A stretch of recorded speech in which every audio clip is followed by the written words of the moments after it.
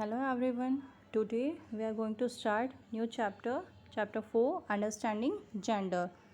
तो इस चैप्टर में हम genders को समझते हैं.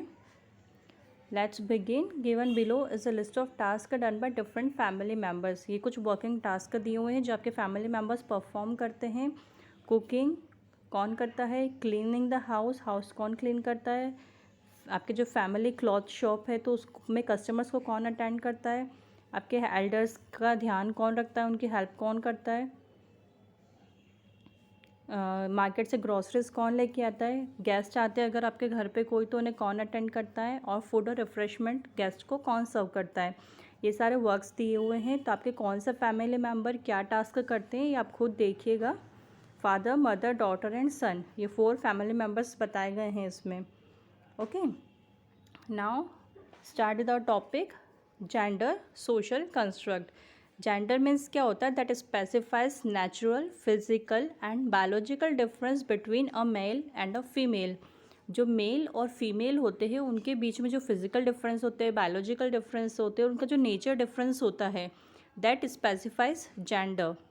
Difference in behaviour and choices does not come from biological difference. जो मेल और फीमेल में बिहेवियरल डिफरेंस होता है, उनके जो चॉइसेस डिफरेंट होती है, ये बायोलॉजिकल डिफरेंस से नहीं आती है. ये किस वजह से आती है कि जो हमारी सोसाइटी में जो एज ओल्ड ट्रेडिशंस चलते आ रहे हैं, जो हमारी फैमिली की सोच होती है, उसके अकॉर्डिंग ये बिहेवियर और चॉइस डिपेंड हो जाती है. कैसे कि जो in our society certain roles and behaviour traits are assigned to a gender and they are expected to abide by them. The society that determines the role of men and women in terms of the social domains, roles and responsibility leads to inequality. जो हमारी society ने determine कर रखा है कि ये man का role है, ये विमेन का रोल है, ये इनकी रिस्पॉन्सिबिलिटीज़ है, इनकी वजह से क्या होता है, इनइक्वालिटी बहुत ज़्यादा डेवलप हो गई है हमारी सोसाइटी में. For example, women should do household chores whereas man should work outdoors to earn money. जैसे कि एक एग्जाम्पल दिया हुआ है कि विमेन को कैसे हम लोग समझते हैं कि विमेन जो है वो सिर्फ हाउस होल्ड मीन्स घर के ही काम कर सकती है, और जो मैन होते हैं वो बाहर जाकर पैसे कमाते हैं. ओके, जो गर्ल्स होगी वो डॉल से ही खेलेगी और जो बॉयज़ होंगे वो बॉल से खेलेंगे. पिंक कलर को अगर हम इमेजिन करते हैं वो गर्ल्स के लिए किया जाता है और ब्लू कलर जो होता है वो बॉयज़ के लिए किया जाता है. So women are tagged as bad drivers and if they want to insult males for their driving skills, their official tagline would be you drive like a woman. जो वुमेन होती है उन्हें कहा जाता है कि इन लोगों की ड्राइविंग बहुत बेकार होती है. तो अगर किसी मैन को इंसल्ट करना होता है कि अगर वो ड्राइव अच्छी नहीं कर रहा है कार, तो बोलते हैं कि you drive like a women. So ये जो टैगलाइंस बनाई गई हैं, ये जो इनइक्वालिटीज़ इतनी सारी डेवलप की गई हैं, ये सारी एज ओल्ड ट्रेडिशंस हैं. पहले ऐसी सबकी सोच होती थी. This roles and traits adopted for a long time turn into stereotypes. इनकी वजह से क्या है, स्टीरियोटाइप्स में टर्न हो गई ये सारी सोच. स्टीरियोटाइप्स मीन्स रूढ़िवादी जो सोच चलती आ रही है कि नहीं मैन यही काम करेंगे, वुमेन यही काम करेंगे, सबको एक स्पेसिफिकेशन दिया हुआ है. This may be specific to family, community, school और any public place, but they still exist. ये स्पेसिफिक हो सकता है, किसी के फैमिली में होता है, किसी के कम्युनिटी में होता है, किसी के स्कूल में होता है, पब्लिक प्लेसेस पे भी होता है, बट ये अभी भी एग्जिस्ट करते हैं. पूरी तरह से इक्वलिटी अभी भी नहीं मिली है हमें. Recently society is taking steps to break such stereotypes. अभी सोसाइटी ने बहुत सारे स्टेप्स लिए हैं ऐसे स्टीरियोटाइप्स को ब्रेक करने के लिए, लेकिन फिर भी एग्जिस्टिंग है. Man in traditional societies. There are many behavioral traits and values attached to man that define their role in society. ऐसे बहुत सारे behavioral traits या values जो है वो मैन के साथ अटैच किए गए हैं, जो कि उनका रोल हमारी सोसाइटी में क्या है वो डिफाइन करता है. Even today in many families a man is considered as the head of family and decision maker.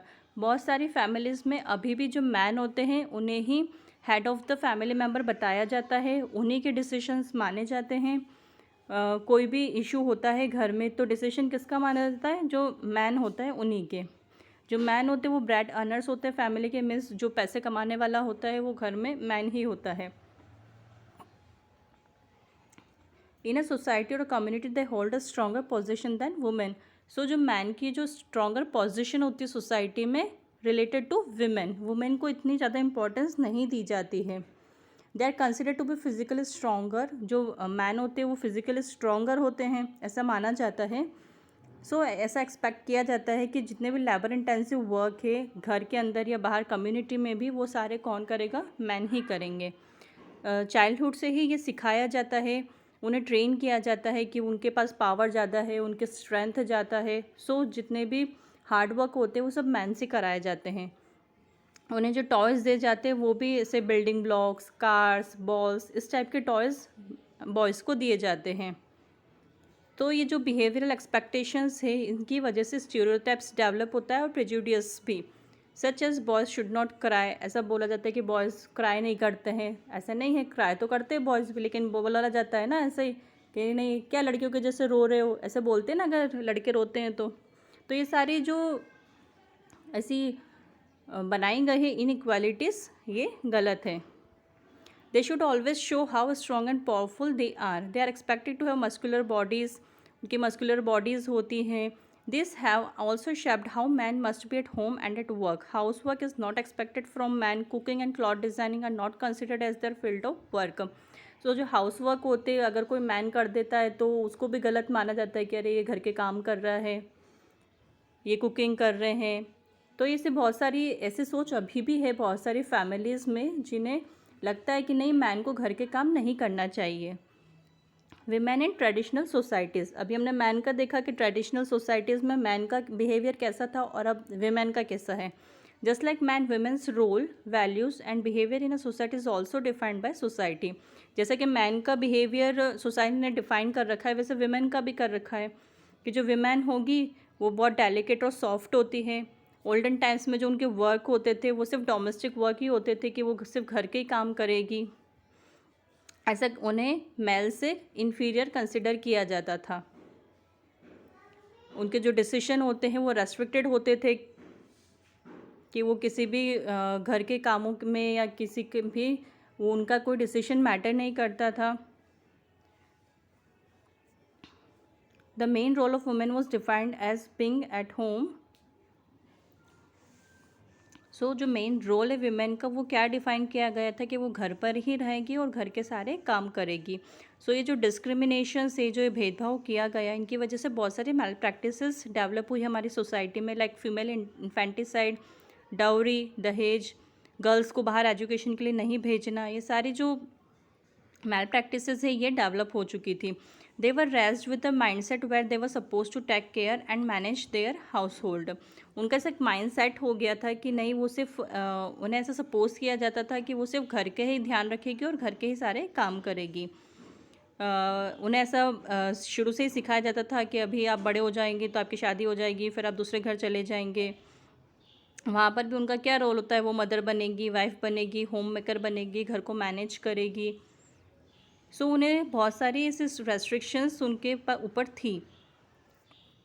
उन्हें कोई एक्सपेक्टेशंस नहीं थी कि वो अपनी रिस्पॉन्सिबिलिटीज़ फुलफ़िल कर सकेंगी घर के बाहर जाकर। So even today at some places working women are force to take up jobs that can help them take care of children and manage all domestic works at home. अभी भी बहुत सारी ऐसी प्लेसेस हैं जहाँ पर जो वर्किंग वुमेन है उन्हें फोर्स किया जाता है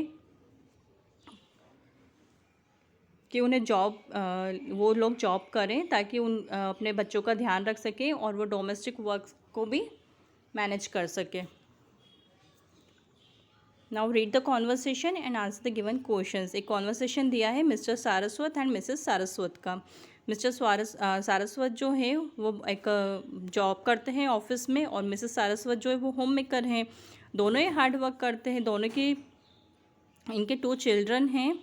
तो एक इंसिडेंट बताया गया है, राजन एंड राधा, 2 चिल्ड्रन हैं उनके। वो लोग स्कूल से वापस घर आते हैं, ड्राइंग रूम में बैठ जाते हैं और अपना सारा सामान इधर उधर फेंक देते हैं। मिसेस सारस्वत आती है, वो कहती है Rajan and Radha please pick up your bags, अपने बैग्स उठाइए और इन्हें रूम में ले जाकर रख दीजिए। सो राजन एंड राधा क्या रिप्लाई करते कि मॉम हम लोग बहुत थक गए हैं, आप रख दीजिए। वैसे भी आप तो थकती नहीं हैं, आप कुछ काम तो करती नहीं हैं, आप तो घर पर ही रहती हैं। फिर जब इवनिंग में मिस्टर सारस्वत आते हैं ऑफिस से रिटर्न, वो भी आकर ड्राइंग रूम में बैठते हैं अपने बच्चों के साथ। तो मिसेस सारस्वत उनके लिए कप ऑफ टी लेके आती है। सिर्फ मिसेस सारस्वत उन्हें कहती है कि आप टी पी लीजिए, फ्रेश हो जाइए, फिर आप मेरे साथ मार्केट चलिए, हमें ग्रोसरी लेके आनी है। तो मिस्टर सारस्वत बोलते, oh no, after working for a long day I need rest. पूरे दिन भर मैंने इतना काम किया है, मुझे रेस्ट चाहिए। तुम तो दिन भर घर पर ही रहती हो, सिर्फ कुकिंग और हाउस होल्ड एक्टिविटीज़ के अलावा तो तुम कुछ काम करती नहीं हो, सो तुम तो थकती नहीं होंगी। सो मिसेस सारस्वत बोलती है कि नहीं, ऐसा नहीं है, मैं भी पूरा दिन काम करती हूँ, मैं भी थक जाती हूँ, मुझे भी अपने फैमिली मेम्बर्स का सपोर्ट चाहिए रहता है। तो मिस्टर सारस्वत कहते हैं कि तुम कैसे थक जाती हो, तुम तो घर से बाहर जाती नहीं हो। घर से बाहर तो हम जाते हैं, हमसे पूछिए कितना काम करना पड़ता है, हम लोग कैसे पैसे कमाते हैं, तुम्हारा तो कोई कंट्रीब्यूशन ही नहीं है। इस तरह से उनकी मीटिंग एंड हो जाती है और मिसेस सारस्वत जो है वो डिसअपॉइंट हो जाती है। तो ये कॉन्वर्सेशन पढ़ के आपको कैसा लगा? आपको समझ में आया है ना कि वर्क तो दोनों बराबर ही करते हैं। ऐसा नहीं है कि जो विमेन होती है वो घर से बाहर नहीं जाती है, घर के ही काम करती, तो क्या वो लोग नहीं थकते? क्या घर के काम करने में भी बहुत थकान होती है? ओके, हम इसको और अच्छे से पढ़ते आगे। वैल्यूइंग वर्क, कि वर्क कैसा भी हो उसकी वैल्यू करनी चाहिए। Work whether done by man और women is equally important and valuable. Work कैसा भी हो और कोई भी करे, मैन करे वुमेन करे, दोनों को इक्वली इंपॉर्टेंस दी जानी चाहिए और दोनों को वैल्यू दी जानी चाहिए। Keeping the above conversation in mind, can you imagine a household running efficiently if either of the members do not add value to their part of work. ये जो कॉन्वर्सेशन आपने अभी पढ़ी उसको माइंड में रखिए और फिर इमेजिन करिए कि कोई भी हाउस होल्ड अच्छे से एफिशिएंटली रन कर सकता है कि अगर कोई भी एक मेंबर अपना कोई वैल्यू ना दे उस वर्क को लेकर। मैन एंड वुमेन दोनों मिलकर अपना एक इम्पॉर्टेंट रोल प्ले करते हैं घर बनाने में। सो जितने भी टाइप्स ऑफ वर्क होते हैं, चाहे वो पेड हो या अनपेड हो, अब विमेन घर में काम करती तो उन्हें उसके लिए कोई पेमेंट तो मिलती नहीं है, वो तो फ्री ऑफ जॉब है। सो पेड वर्क हो या अनपेड वर्क हो, वर्क तो वर्क होता है ना। सो हमें उसे भी रिकॉग्नाइज करना चाहिए, उसे भी वैल्यू देना चाहिए। When a man goes out to work, he earns money that helps to run a family. जब मैन बाहर जाते हैं वर्क करने के लिए तो वो मनी अर्न करते हैं जिससे कि उनकी फैमिली अच्छे से चल पाती है। बट जो वुमेन होती है, अगर वो हाउस होल्ड वर्क करती है, वो सबका ध्यान रखती है, लेकिन उन्हें तो कोई पेमेंट नहीं मिलती है ना। So as a result, the immense hard work put in by a homemaker to do all the work of family members in a house goes unnoticed and unacknowledged many times. तो उन्हें payment नहीं मिलती, वो तो सिर्फ घर का ही काम करती, तो उसकी वजह से क्या होता है कि बहुत बार उन्हें उतनी रिस्पेक्ट नहीं दी जाती है, उन्हें अननोटिस्ड कर दिया जाता है। क्यों? क्योंकि उन्हें पेमेंट नहीं मिल रही, वो पैसे नहीं कमा पा रही है। We must understand that work done by any gender must be respected and valued equally. तो हमें ये समझना चाहिए कि वर्क कोई भी करे, मैन करे वुमेन करे, तो ये जेंडर डिफरेंस नहीं होना चाहिए, दोनों को इक्वली इंपॉर्टेंस दी जानी चाहिए, रिस्पेक्ट वैल्यू सब कुछ दोनों को इक्वली मिलना चाहिए। When we do a work and get paid for it, it becomes our profession. जब हम कोई काम कर रहे हैं और हमें उस चीज़ की पेमेंट मिल रही है तो वो हमारा प्रोफेशन बन जाता है। लेकिन जब हम घर पे कोई काम करें तो वो हमारा पैशन होता है, लेकिन हमें उसके लिए कोई मनी नहीं मिलती है। So the amount of hard work put into it cannot be compared with the profession. So जब हम अपना हार्ड वर्क दे रहे हैं तो उसको प्रोफेशन से कंपेयर नहीं करना चाहिए। दोनों ही टर्म्स जो है, hard work, persistence, patience, Prestige and value, सभी में लगती है। Sometimes in joint families all man do not earn equally, that does not reduce the value of anyone's work. Sometime क्या होता है, जो जॉइंट फैमिलीज होती है, ज़रूरी नहीं है वहाँ पर जितने भी मैन हैं सब लोग इक्वली पैसे कमा के लेके आए। तो ऐसा तो नहीं कि जो पैसे कम कमा रहे उसकी वैल्यू कम हो जाएगी, वैल्यू तो सबको इक्वली दी जाती है ना। लेकिन in modern times some women earn more than man, that too can not reduce the value of work of man. अभी मॉडर्न टाइम में क्या है, बहुत सारी वुमेन, वर्किंग वुमेन ऐसी है जिनकी सैलरी मैन से भी ज़्यादा होती है, तो ऐसा नहीं कि उनकी वैल्यू रिड्यूस हो जाती है। So it is essential to value the hard work and effort in place of money for a progressive society. So हमारी प्रोग्रेसिव सोसाइटी के लिए क्या नेसेसरी है, क्या एसेंशियल है कि जो हार्ड वर्क और एफर्ट है उन्हें ज़्यादा इंपॉर्टेंस देनी चाहिए इन place of money. Okay, now read this, let's find out. ये स्टोरी दी है 2 डिफरेंट वीमेन की। One is Surekha Yadav. She born on 2 सितंबर 1965 इन सतारा, महाराष्ट्र में इनका जन्म हुआ है। ये वुमेन है, ये इन्होंने स्टीरियोटाइप को किक किया है। ये इन्होंने जो मेल ओरिएंटेड जॉब होती है, शी ड्राइव्स ट्रेन, जो ट्रेन होती है वो ये ड्राइव करती है, मीन्स एक ट्रेन ड्राइवर बनी। लेकिन जो ट्रेन ड्राइवर्स होते हैं मोस्टली तो मैन ही होते, तो ऐसा समझा जाता है कि मेल ओरिएंटेड जॉब है, ये मेल ही कर सकते हैं। लेकिन इन्होंने इस स्टीरियोटाइप को किक किया और इन्होंने ड्राइविंग करना स्टार्ट किया। ये 30 ईयर्स से ट्रेन ड्राइव कर रही हैं। ये अपने घर की सबसे बड़ी बेटी थी। इनके 5 चिल्ड्रन थे इनके फादर के, उनमें सबसे बड़ी यही थी। In 1986, she was appointed as a trainee assistant driver at Kalyan Training School for 6 months. 1986 में ये अपॉइंट हुई as a trainee assistant driver Kalyan training school में 6 मंथ के लिए। फिर 1989 में ये she became a full fledged first even female train driver to driver train in India. ये फर्स्ट फीमेल ट्रेन ड्राइवर बनी 1989 में। When the railways refused to assign her task as a Ghat driver on Western Ghat Railway line in 2010 on the pretext of her being a woman, she refused to back down just because the society labelled her as weak and unable to do a man's work. She fought back, saying she had potential and she had undergone the same training that most other men had and took her job without the slightest break in confidence. 2010 में इन्हें refuse कर दिया गया था western घाट railway line में कि आप women हैं, ऐसा कह के आप मेल ड्राइविंग नहीं कर सकती हैं। सो इन्होंने उस चीज़ को भी रिफ्यूज़ किया कि मैं वीक और अनेबल नहीं हूँ, मैं भी मैन के टाइप से वर्क कर सकती हूँ। इन्हीं से इंस्पायर होके एक और गर्ल है 27 ईयर ओल्ड लक्ष्मी लाकरा। ये भी एक पुअर ट्राइबल फैमिली से है, झारखंड से। इन्होंने भी सुरेखा यादव के फुट स्टेप्स फॉलो किए और ये भी फर्स्ट वुमेन इंजन ड्राइवर बनी नॉर्दर्न रेलवेज में। Now one more example is there, Malala Yousafzai. In northwest Pakistan, a terrorist organization called Taliban prohibited girls from going to school. Northwest Pakistan में एक टेररिस्ट ऑर्गेनाइजेशन है तालिबान में, इन्होंने गर्ल्स के एजुकेशन को prohibit किया है कि गर्ल्स स्कूल नहीं जाएगी। Among all the people living under the threat of Taliban, there lived a girl who was taught by her father and raised with an open mind. इतना ज़्यादा डर था तालिबान का, फिर भी एक गर्ल हैं, इनके पापा ने इन्हें बहुत इंस्पायर किया और इन्हें ओपन माइंडेड बनाया। At a time when nobody could think of questioning such prohibition, she stood up to raise her voice against not letting girls attend school. सब लोग इतना डरे हुए थे, उसके बाद भी इन्होंने किसी के बारे में नहीं सोचा और इन्होंने प्रोहिबिशन को क्वेश्चनिंग किया कि नहीं, ऐसा नहीं होना चाहिए। उन्होंने अपनी वॉइस रेज करी अगेंस्ट तालिबान कि नहीं, गर्ल्स स्कूल जाएगी। From a very young age, she advocated education and protested the restrictions of not letting girls get education.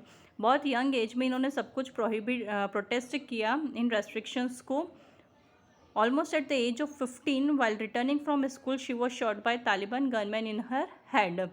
जब इनकी एज 15 ईयर्स थी, ये स्कूल से रिटर्न आ रही थी, तो एक तालिबान गनमैन ने इन्हें शॉट कर दिया इनके हेड में। लेकिन फिर भी ये फाइटर थी, इतने बड़े फैटल अटैक से भी ये बच गई और एक ये सोशल एक्टिविस्ट बन गई जिन्होंने गर्ल्स की एजुकेशन के लिए अपनी आवाज़ उठाई। The girl was Malala Yousafzai of Pakistan. She went on to become the youngest person to win a Nobel peace prize at the age of 17।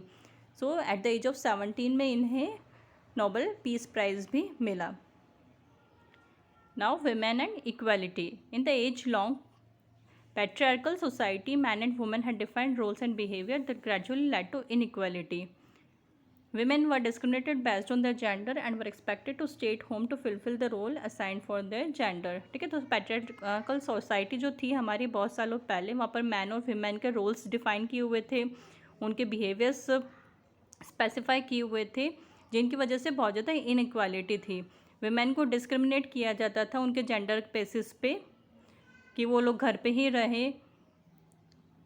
They were not allowed to go to school, उन्हें school भी नहीं जाने दिया जाता था, उन्हें education नहीं दी जाती थी। It was assumed and believed that getting women educated will not help them in any way as they were to take care of the house. Women education को वो लोग ऐसा मानते थे कि क्या कर लेगी पढ़ लिख के, उनको तो घर का ही ध्यान रखना है ना। So they were taught to do household chores, उन्हें घर के काम सिखाए जाते थे। विमेन को एंसेस्ट्रल जो प्रॉपर्टी होती है उसमें भी कोई हक नहीं दिया जाता था। So daughters were married away at an early age, उनकी बहुत जल्दी शादी कर दी जाती थी। डाउरी भी बहुत ज़्यादा कॉमन था। डाउरी मीन्स दहेज। ये तो आप लोगों ने सबने सुना ही होगा कि जब लड़के की शादी होती तो जो लड़की के पेरेंट्स होते हैं वो सामने वाली फैमिली को पैसे देते हैं, दैट वाज डाउरी। सो इन सब प्रैक्टिसेस की वजह से बहुत सारी फैमिली बहुत हेजिटेट होती थी कि उनको बेटी कैसे हो गई, जिसकी वजह से जो गर्ल चाइल्ड की किलिंग भी बहुत ज़्यादा हो गई थी। अभी आजकल आप लोग हॉस्पिटल्स में देखते ना, लिखा होता है भ्रूण हत्या प्रोहिबिटेड। सो पहले ऐसा टेस्ट करा लिए जाते थे कि लड़का होगा कि लड़की। अगर लड़की होती थी तो उन्हें पहले ही मार दिया जाता था, और बहुत सारे गाँव में पैदा होने के बाद भी मार दिया जाता था कि लड़की पैदा हो गई तो उसे दफना देते थे।